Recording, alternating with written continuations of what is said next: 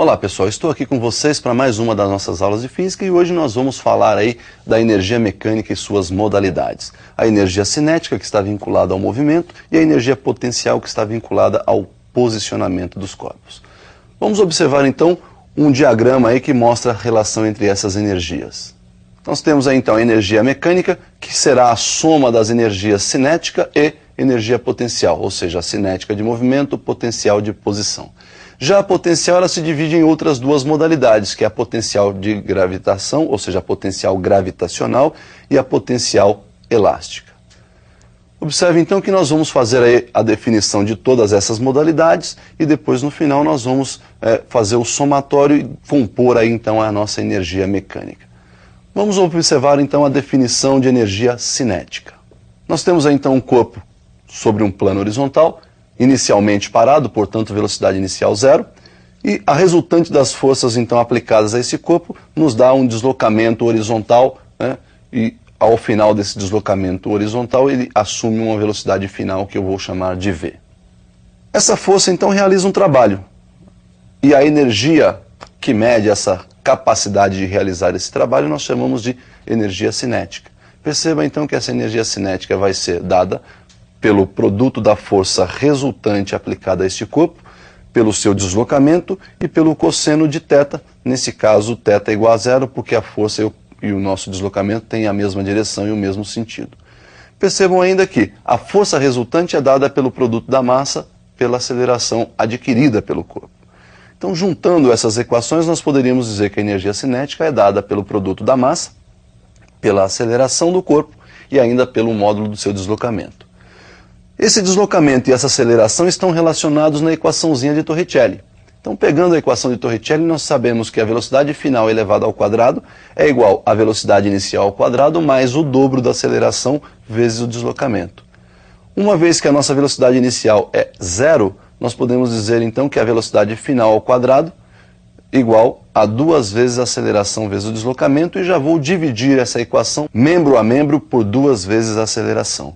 Então ficou assim, olha lá, velocidade elevada ao quadrado dividida por 2 vezes a aceleração, igual ao dobro da aceleração vezes o deslocamento, dividido aí pelo dobro da aceleração. Percebam então que nós podemos, no segundo membro, simplificar o dobro da aceleração. Temos então que v quadrado sobre o dobro da aceleração é igual ao módulo do deslocamento. Substituindo então isso na nossa primeira definição de energia cinética, temos que a energia cinética é dada pelo produto da massa, pela aceleração e ainda por velocidade ao quadrado sobre o dobro da aceleração. Posso simplificar a aceleração, de onde sai aí que a energia cinética é o produto da massa pelo quadrado da velocidade, dividido por 2.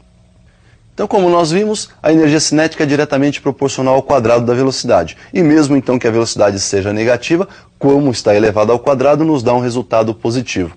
Portanto, a energia cinética sempre será positiva. Uma outra observação é que a velocidade depende do referencial. Consequentemente, a nossa energia cinética também depende do referencial.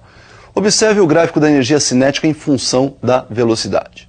Olha lá, vamos fazer a energia cinética como sendo m sobre 2 vezes v ao quadrado, onde esse m sobre 2 é constante, a massa do corpo não muda e o 2 aí é um número constante. Eu vou chamar esse m sobre 2 de c. Portanto, a nossa energia cinética vai ficar da seguinte forma. Energia cinética é igual à nossa constante c, multiplicada pelo quadrado da velocidade. Quando nós definimos, então, que o eixo vertical representa a energia cinética e o horizontal representa a velocidade, para qualquer valor de velocidade, positivo ou negativo, se eles tiverem o mesmo módulo, quando elevado ao quadrado, me proporciona a mesma energia cinética. Então, nós vamos ter aí, por ser uma equação de segundo grau, uma parábola, com cavidade para cima porque a nossa constante é positiva, e percebam que o nosso eixo de energia cinética é o nosso eixo de simetria. Por outro lado, se quisermos então relacionar a energia cinética com o quadrado da velocidade, a equação passa a ser uma equação de primeiro grau, porque estou relacionando cinética com quadrado de velocidade. Então nós vamos ter uma reta crescente passando pela origem, porque trata-se de uma relação diretamente proporcional. Para uma energia cinética, sempre vou ter um quadrado de velocidade correspondente. Então a tangente desse ângulo, que é o nosso coeficiente angular, a tangente do ângulo θ, será numericamente igual à energia cinética pelo quadrado da velocidade, que nos dá exatamente a nossa constante c, que por sua vez é massa dividido por 2. Então você viu aí a relação entre a energia cinética e a velocidade de duas formas diferentes lá nos gráficos. A próxima modalidade de energia que nós vamos definir é a energia potencial, que é aquela vinculada ao posicionamento. Vamos falar primeiro da potencial gravitacional.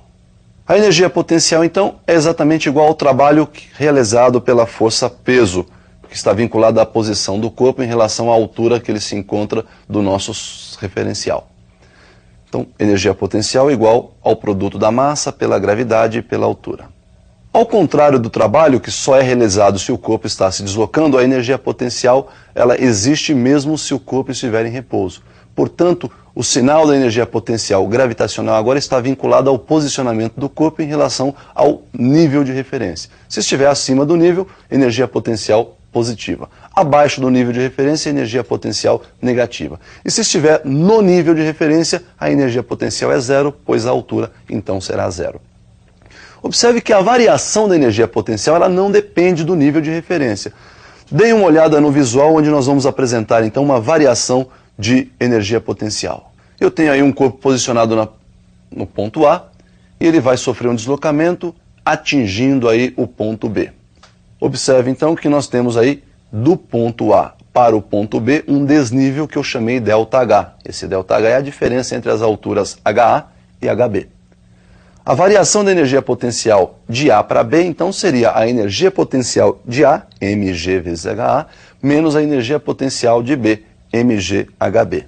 Se colocarmos em evidência esse mg que está presente nos dois termos da direita da nossa equação, nós temos que a variação da energia potencial será mg multiplicada, então, pela diferença entre as alturas HA menos HB, que é o nosso desnível que nós chamamos de ΔH.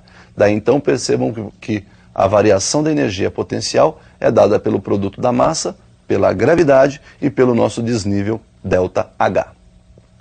Bom, nós vimos então a relação entre energia potencial, vimos que o desnível proporciona aí uma variação de energia que não está vinculada ao nível de referência, e nós podemos relacionar aí essa energia potencial com a altura através de um gráfico.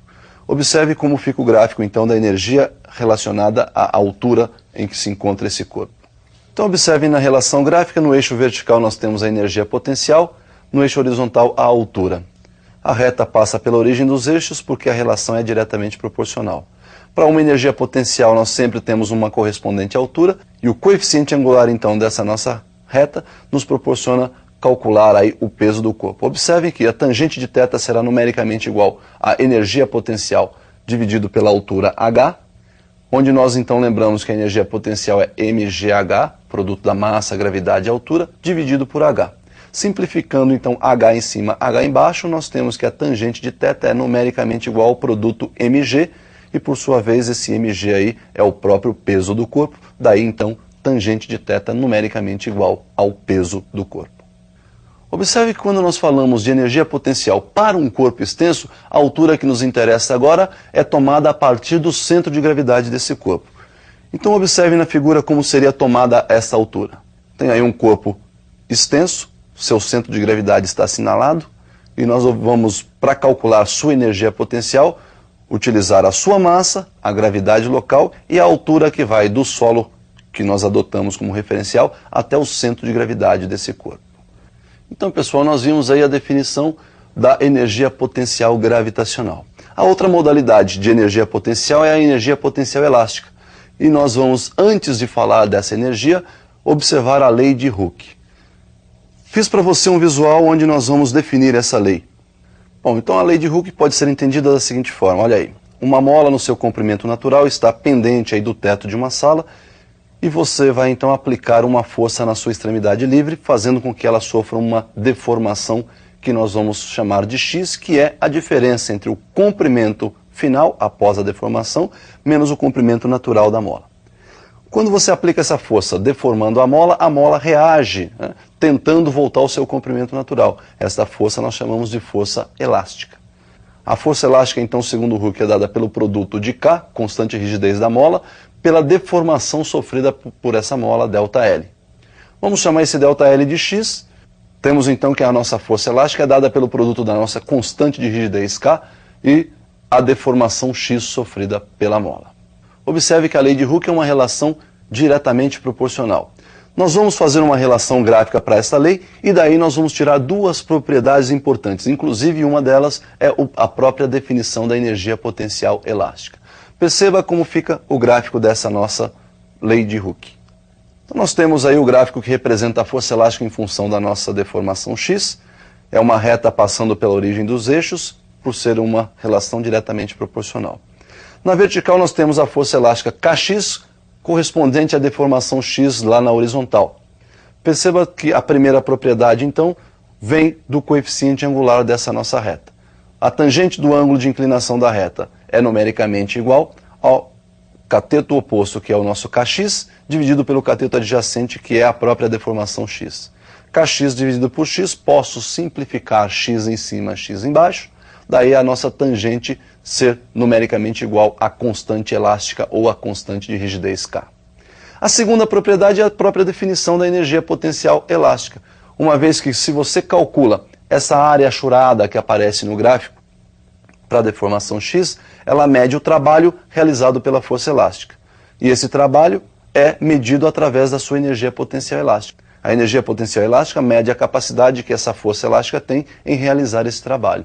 Daí, então, nossa energia elástica é numericamente igual à área, que é dada pelo produto da base pela altura e dividido por 2. Altura x vezes k, ou kx, base x, dividido por 2. K vezes x, kx ao quadrado sobre 2 é nossa energia potencial elástica. Bom, pessoal, então nós temos aí definidas as modalidades de energia. Energia cinética vinculada ao movimento e a potencial vinculada aí ao posicionamento. Um conceito bem importante, bastante importante para nós aí, é o conceito de sistema conservativo. É aquele sistema onde a energia mecânica se mantém constante. O que vai acontecer nesse sistema é que, ora a potencial se transforma em cinética, ora a cinética se transforma em potencial, mas o somatório dessas energias vai se manter sempre constante.